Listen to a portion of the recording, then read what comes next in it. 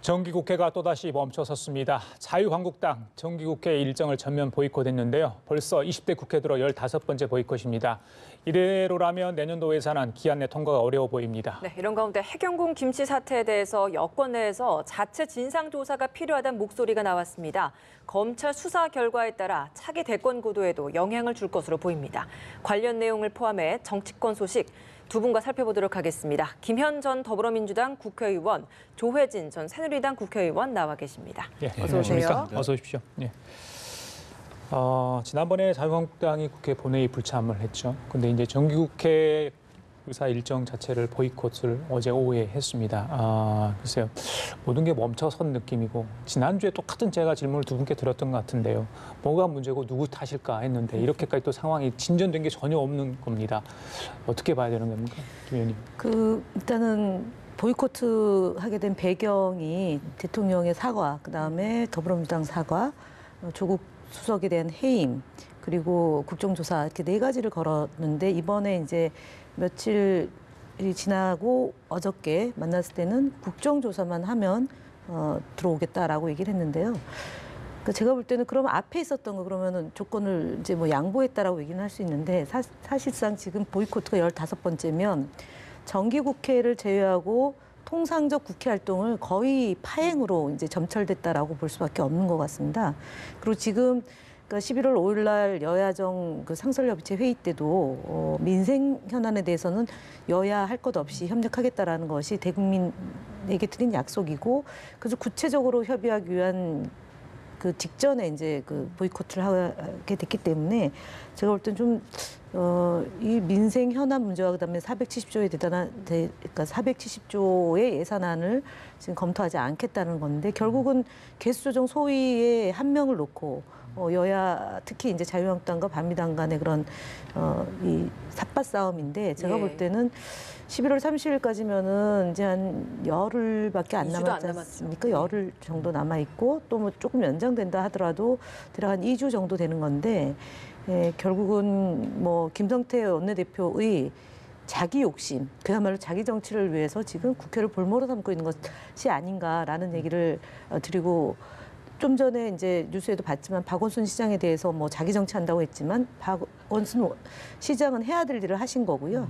지금 김성태 원내대표의 최근의 행보는 그야말로 차기에 있을 당대표 경선을 염두에 두고 원내대표 임기 마지막까지 국회를 발목 잡고 그다음에 자신의 할 일을 방기하고 막판에 저렇게 되면 어떻게 되냐면은요. 힘센 국회의원, 특히 야당의 국회의원들이 자신들이 요구하는 예산을 집어넣고 거의 이제 마무리되는 정도입니다. 그래서 지금부터 꼼꼼하게 따져서 예산을 해야 되는데 김성태 의원이야말로 자기 정치 중단하고 민생 법안 처리하고 그다음에 예산안을 처리할 수 있는 그런 마지막 남은 시간에 최선을 다해야 되는 것 아닌가 싶습니다. 발목 잡기, 자기 정치하는 것이다. 20대 국회에서 15번째나 보이콧한 거 너무 잦은 것 아니냐라는 비판에 대해서는 어떤 입장이십니까? 민주당이 야당일 때 더 했습니다.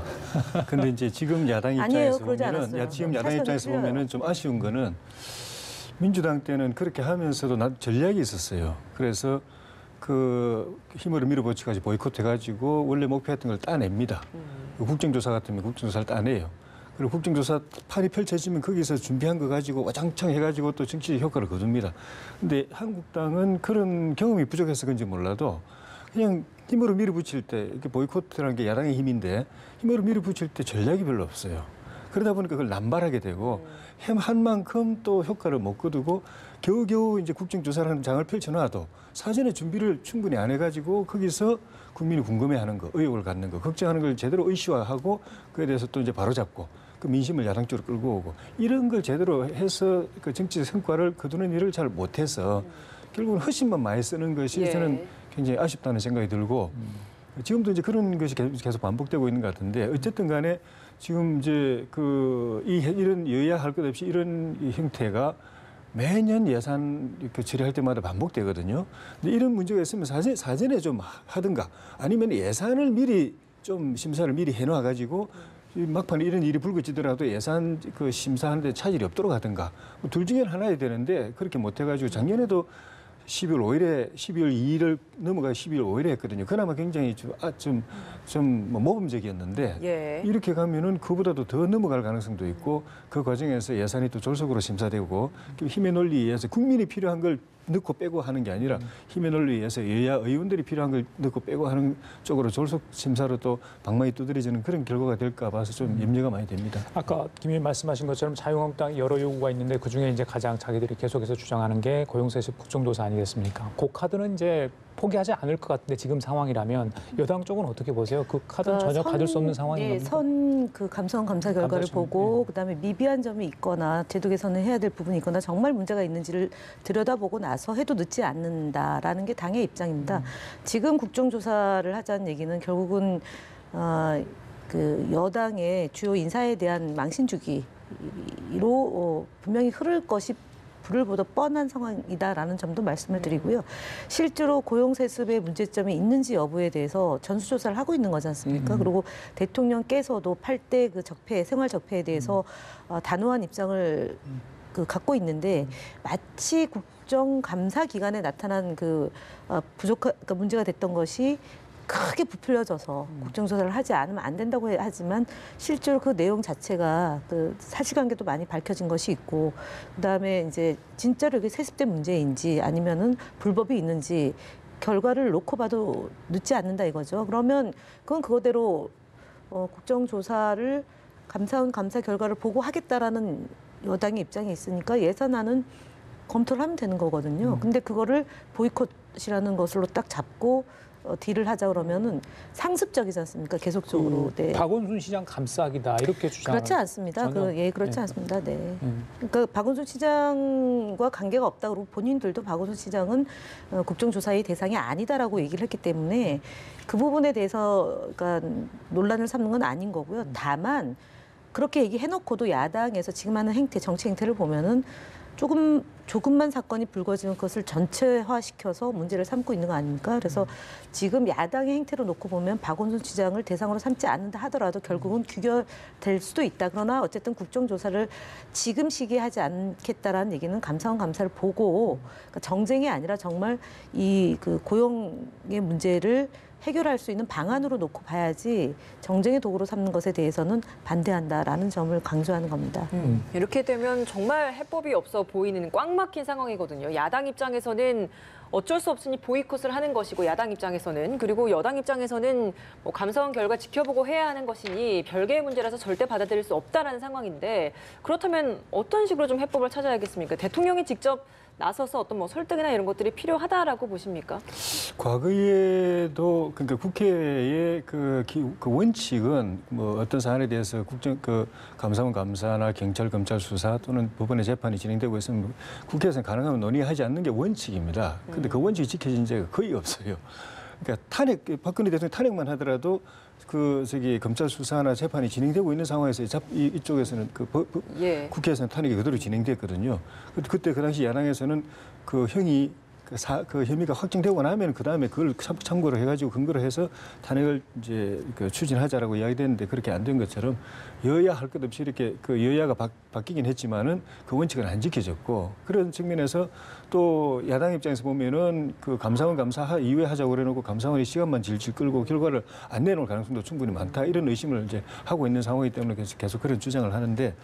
어떻게 되든 간에 이걸로 인해서 그 예산안 심의가 졸속으로 되는 걸 막자면은 예. 이 문제대로 정치적인 타협을 절충을 또 협상을 하더라도 예산 심의는 따로 별도로 또 진행해야 됩니다. 그거는 꼭 그 개수적 소위가 구성이 돼야 되고 하긴 하지만은 개별적으로 그 예결위 의원들이나 아니면 개수적 소위에 내부적으로 여야 의원들 간에 내정된 의원들은 있을 수 있거든요. 그 의원들이 별도로 자료 심사는 또 따로 할 수가 있습니다. 꼭 무슨 회의실에 모여가지고 여야가 머리 맞대고 해야만 최종적으로는 그래 해야 되지만은 정부까지 불러놓고 해야 되지만은 기초 심사는 별도로 각 의원실에서 충분히 할 수가 있습니다. 그거라도 제대로 해야 국민들에 대한 도리를 다하는 거고 졸속 심사로 예산 혈세가 낭비되는 걸 막는 거기 때문에 이런 일로 정치적 논쟁을 계속 벌이는 건 불가피하다고 한다면은 그건 그대로 어쨌든 야당 입장에서는 관철하기 위해서 또 노력하고 그렇게 해야 되겠지만은 심사 차질 없도록 별도 심사는 그 진행해야 정부하고도 될 때. 예. 또 국회 예산처하고도 예산 그 정책처하고도 협의해가지고 계속 진행을 해야 나중에 딱 타결돼서 며칠 안 남았을 때 전격적으로 하더라도 기초가 돼 있기 때문에 사전 준비 심사가 돼 있기 때문에 조속 심사가 안 될 수 있다. 그걸 오히려 그 중점을 둬야 되는 거 아닌가 싶습니다. 알겠습니다. 다른 얘기 좀 해겠습니다. 해경궁 김씨 사태를 둘러싼 이 얘기입니다. 이재명 경기지사 전 여당의 대선 경선 후보였기 때문에 더 관심이 있는가 싶어요. 물론 현직 경기지사고요. 이제 검찰에 넘겨져서 검찰 쪽에서 수사를 할 텐데 여당 반응 신중하다는 것도 있고요. 사법처리 결과를 보고 하자 이런 내용도 있지만은 지금 일각에서는 뭐 자체 진상조사단을 구성해야 되는 거 아니냐, 아니면 뭐 탈당, 뭐 출당 여러 가지 이야기도 좀 들려오는 것 같아요. 오늘 오전까지 분위기 어떻습니까, 김 의원님? 글쎄요, 이제 일각이죠. 당 일각, 당 주변 또 뭐 여의도. 예.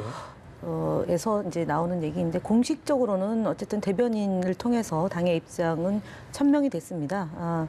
일단은 다툼의 소지가 있고 그 경찰의 기소 의견으로 송치된 것도 있지만 이재명 지사가 직접 본인의 얘기를 한 거고요. 그다음에 그러니까 김혜경 씨의 그 변호인들이 또 얘기를 하고 있지 않습니까? 이제 뭐 경찰의 그게 정의를 위하여 예. HK08 HK 킴이 김혜경 씨다라는 유력하다라는 경찰의 수사 결과 발표가 이례적으로 토요일 날 오전 9시에 있었고요. 그 다음에 이제 기소는 이제 19일 날 송치가 됐습니다. 그리고 이제 검찰이 이제 공안부에 사건을 배당을 받아서 이제 수사를 할 것인데요. 결과적으로 당은 어쨌든 그 경찰의 기소와 법원의 법원의 수사가 진행되는 걸 볼 수밖에 없다. 다만 그 법원에서 진행되는 과정에서 소위 말하는 그 스모킹 건이라는 결정적인 단서가 나온다라고 한다면 예. 그때 가서 판단을 할 수도 있겠습니다. 그렇지 않은 상태에서 다툼이 있고 아닐 수도 있다라는 소지도 충분히 있고요. 그런 상황에서 지금 우리가 섣불리 판단을 한다는 것은 그러니까 그거는 이재명 지사와 그 가족뿐만 아니라 나머지 경우에도 같이 적용되는 거라고 봅니다. 그래서 일단은 그 객관적이고 공정하게 상황을 좀 보고 예의주시하고 주도 면밀하게 당은 보고 있다라는 점을 다시 한번 말씀을 드리고요. 예. 개별 정치인들의 입장이야 뭐 다른 예. 사건의 경우에서도 충분히 나왔던 겁니다.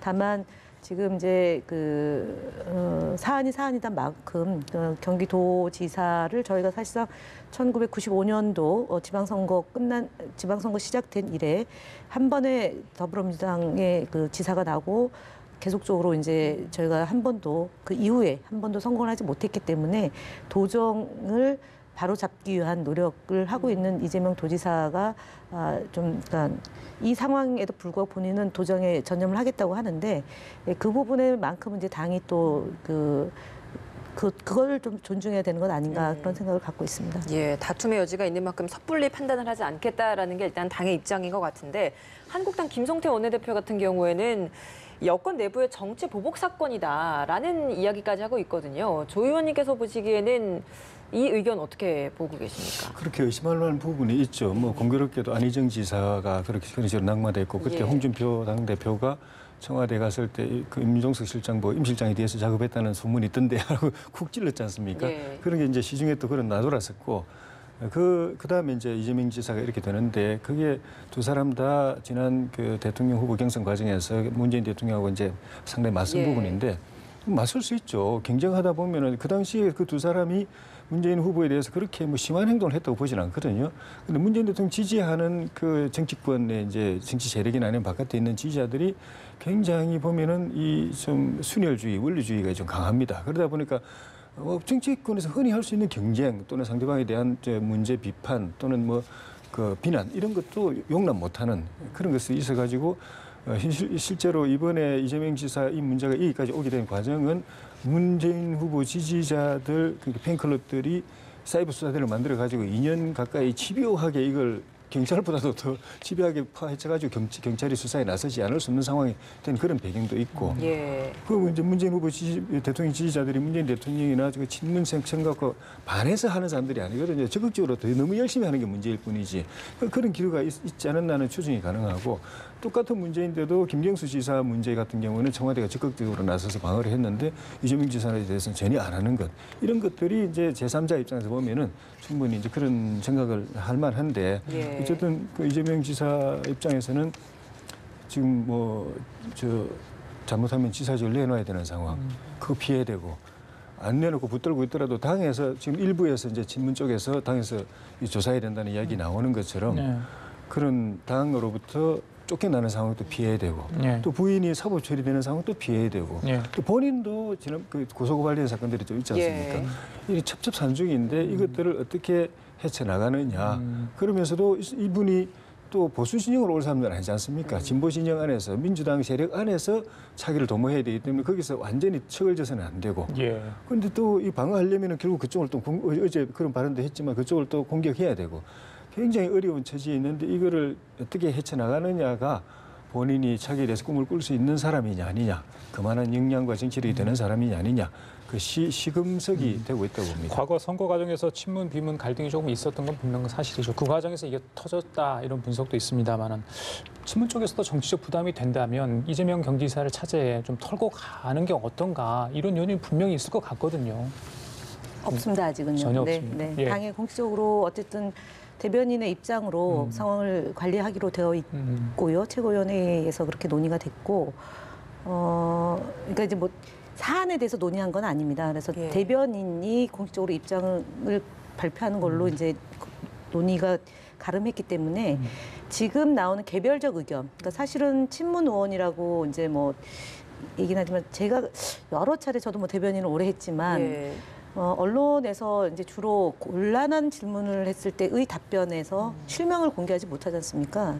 저는 그 문제가 오히려 당의 갈등을 좀 부채질하는 것 아닌가 싶고요. 언론에서 가급적이면 정치인이 발언한 것은 공개적으로 뭐 안 하더라도 이름을 좀 써서 친문이라 그러면 친문 의원 대략 우리 당의 의원들이 친문 뭐 비문 반문에서 반문 비문 없이 다 문재인 대통령의 성공과 문재인 정부 성공을 위해서 의정 활동을 하고 있고 정치 활동을 하고 있는 겁니다. 근데 예. 지금 또 이런 문제가 발생을 하면 친문 의원이 그러니까 실명이 아니라 익명으로 지금 얘기를 하다 보면 예. 비문 의원이 도대체 누군지에 대해서 분분할 뿐만 아니라 오해가 또 생길 수 있죠. 차라리 이제 이종걸 의원처럼 이제 당에서 이걸 조사를 해야 된다라고 공개적으로 인터뷰를 한다거나 입장을 내면 아, 또 그런 입장이 있구나. 또는 표창원 의원처럼 사법당국의 결정을 지켜봐야 된다. 다만 이것이 김혜경 씨라는 것이 입증이 된다라면 이재명 지사의 거치는 그때 가서 결정해야 된다라는 예. 그런 확고부동한 자기 입장이 나오는 것처럼 저는 익명의 그늘에 가려서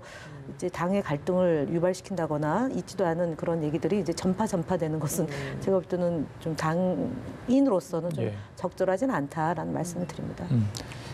그 다른 얘기 좀 하겠습니다. 내일 모레죠. 22일이 이제 그 김영삼 전 대통령 서거일입니다.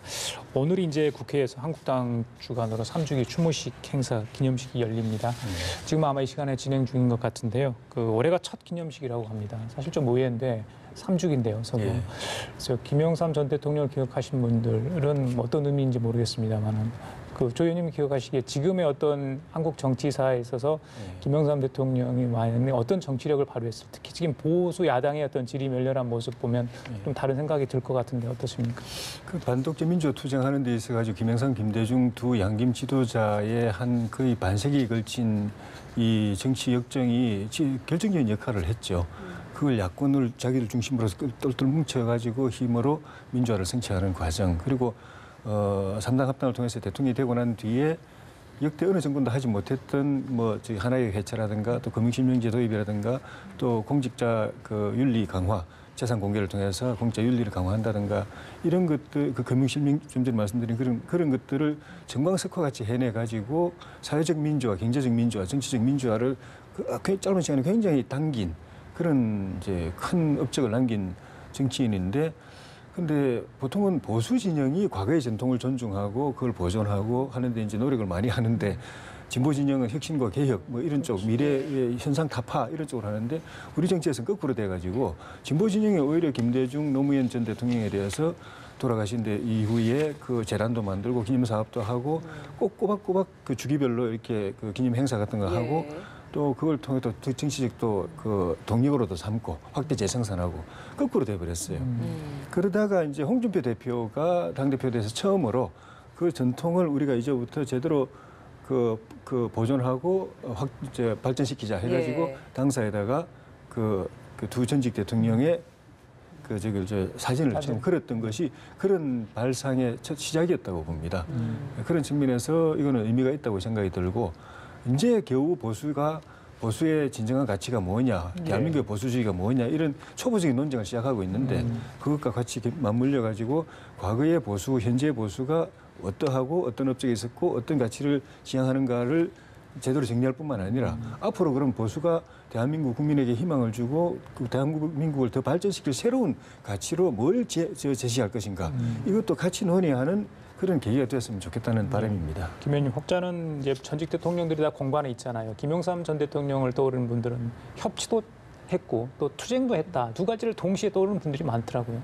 어떻게 보세요? 지금 그렇죠. 상황을 좀 대변해 보면 금융실명제를 도입하고 하나회를 해체하면서 어쨌든 국내의 민주화를 가속화시키는데 일익을 담당했던 분이고 또 그 이제 자제분이 김현철 씨께서는 어쨌든 더불어민주당 지금 활동을 하고 계신 분이지 않습니까? 예. 3년 안에 김영삼 전 대통령을 추도한다 나쁘다라고 보지는 않겠습니다만 다만 이것이 어떤 정치적인 목적 또는 정략적 이유로 한다라면 저는 그거는 온당한 것은 아니다라고 봅니다. 그러면 김영삼 전 대통령의 정신, 가치, 철학, 노선을 승계하겠다는 말인지에 대해서도 답을 해야 되는데 그러면 여기서 이제 혼돈이 있는 것은 최근까지 직전까지 이제 전원책 변호사와 그다음에 김병준 위원장과 그다음에 당 안에서 박근혜 전 대통령에 대한 탄핵이 잘못됐다. 검토를 다시 해야 된다. 이렇게 얘기를 하는가 반면에 태극기를 모독한 부대를 당으로 끌어들여서 그 사람들을 또 존중해야 된다라고 얘기하면 그러면은 보수의 가치냐 아니면 보수 안에 또는 극우 보수 안에 이제 다양한 세력이 있긴 하지만 김영삼 전 대통령의 어떤 대목을 존중할 것이냐라는 것 없이 형식적으로 공식 기념식을 이례적으로 하고 마친다면 그거는 제가 볼 때는 그냥 일회성으로 그치는 것에 불과한 것 아니냐라는 지적 또한 있을 수 있다라는 예. 점을 말씀드리겠습니다. 예, 알겠습니다. 이번엔 또 다른 주제를 좀 살펴보도록 하겠습니다. 정부와 노동계 간의 갈등이 지금 굉장히 극심해지고 있는데 일단은 어제 민주당과 한국노총이 만남을 가졌습니다만 빈손으로 끝났습니다. 이제 또 있어서 경사노위 첫 회의도 22일에 열린다라고 하는데 이 갈등이 좀 계속 깊어지고는 있는데 해결 기미가 좀 보이지 않고 있거든요. 어떻게 좀 해결이 돼야 한다라고 보십니까? 국민들 입장에서 볼 때는 답답한 상황이 계속 이어질 것 같습니다. 그러니까 국가 경제, 국민 경제적 측면에서 보면은 정부가 결단을 해가지고 민노총의 반대 또는 민노총을 비롯한 그쪽의 진보 진영 참여연대라든가 민변까지 가세를 했던데 그걸 넘어서서 탄력 근로제라든가 또 규제 혁파 그리고 노동개혁 이런 걸 통해서 경제를 빨리 살릴 수 있는 조치를 정부가 해내주기를 바라는데 노무현 대통령 때 그런 문제 가지고 그 당시 청와대하고 정치적 우원이었던 민노총하고 결국 갈라서는 바람에 어려워졌다라는 그 트라우마가 있기 때문에 네. 갈라서지 못하고 또 그렇다고 해서 민노총이 주장하는 대로 가다가는 경제가 안 그래도 어려운데 완전 엉망이 될 가능성이 있고 왜냐하면 민노총이라는 것은 대한민국 전체 경제 주체 중에서 노동편이고 노동 중에서도 기존 노조의 기득권 노조 노동자들의 이익만 대변하는 노선과 정책 또 요구 조건을 가지고 있는데 그쪽 대로 다 하면은 그 사람들만 좋아지고 나머지 전체 대부분의 어려운 근로자들 또 기업들 또 소비자들 다 나빠지는 결과가 되기 때문에 따라갈 수 없거든요.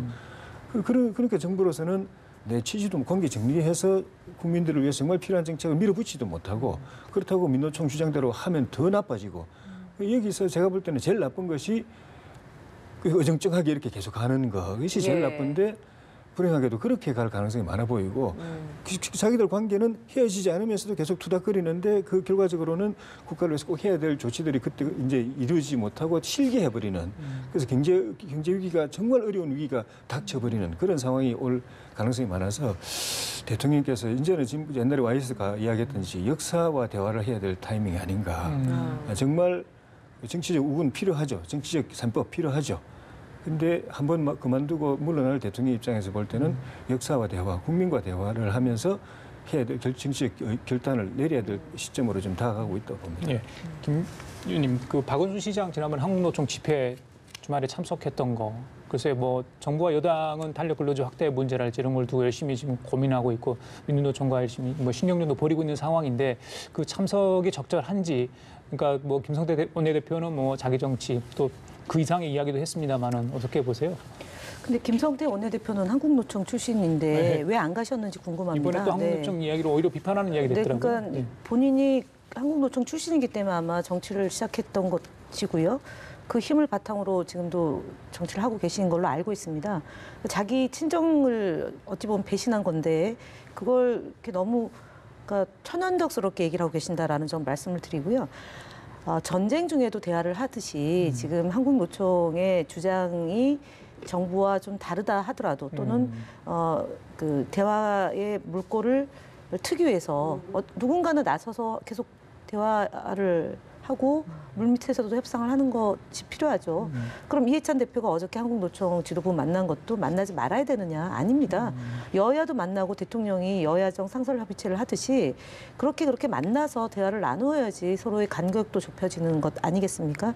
문제는 민주노총이 지금 노사 민정 합의 기구에 들어가지 않겠다 불참하면서 계속 민주노총의 그 의사를 다른 방식으로 좀 주장하고 있는 것이 우려스러운 것이다라고 말씀을 드리겠습니다. 아무리 안 맞다 하더라도 이제 저희 선거 기간에 이제 선거 운동을 방해하는 형태로 자기 주장을 펼친다거나 아니면은 의사가 다르기 때문에 우리는 안 하겠다라고 하면서 파업의 형태로 간다거나 저는 그거는 좀 21세기의 대한민국 문재인 정부에서는 좀 다른 방식으로 해도 되는 것은 아니겠냐. 물론 지금 현재 경제 여건이나 아니면은 그 300인 미만의 그 현장에서 매우 이제 고통을 호소하고 있는 거기 때문에 지금 탄력 근로제의 문제나 아니면은 최저임금 문제나 노동시간의 문제를 좀 더 그러니까 현재 상황에 맞추어서 논의를 하자라고 해서 지금 경사노위를 구성한 거고 제가 볼 때는 너무 이제 자극적인 단어를 선택을 해서 특정 정치인 또는 특정 정당이 특정 정당을 이제 얘기할 때 좀 그런 부분이 지금 현재 논란을 또 다른 논란을 또 거듭시키는 것 같은데 박원순 시장이 갔기 때문에 또 저 현장에서의 목소리를 들을 수 있는 거고요. 또 저희 이해찬 대표가 한국노총 지도부 만나면서 또 간격을 좁히는 것 이거는 계속 해야 된다고 저는 봅니다. 네. 예. 그래요. 알겠습니다. 자, 지금까지 공교롭게도 홍영표 원내대표는 친정인 민노총하고 맨날 싸우고 있고 김성태 원내대표는 친정인 한국당하고 같이 싸우고 있는데 저는 잘하는 거라고 봅니다. 정치인들은 국익 우선의 DNA가 있어야 되거든요.